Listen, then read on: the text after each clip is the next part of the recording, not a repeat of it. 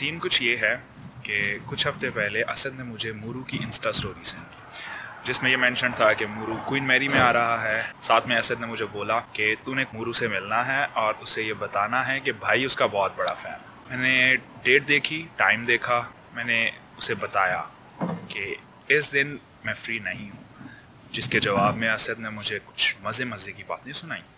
और उन बातों का असर था कि जिस दिन मूरू ने आना था उस दिन मैंने खुशहाल और हसन जान को कांटेक्ट किया, उनसे डिटेल्स पूछी और फिर मूरू से मिलने के लिए ड्रेपर्स पहुंच गया।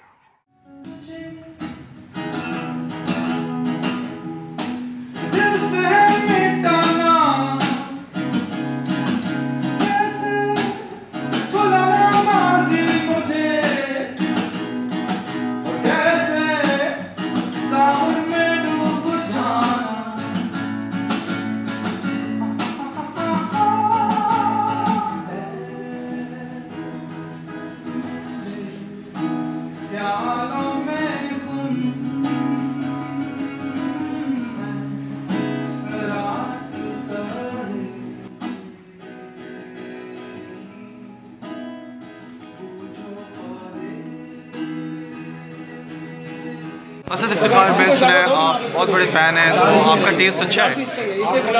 अपनी तारीफ़ कर गया मैं। और वो मेरा दोस्त है, इससे आपको उसके टेस्ट का अंदाज़ा होगा। सही बात है, ऐसे दोस्त होंगे, ऐसे प्यारे प्यारे दोस्त। माशाल्लाह।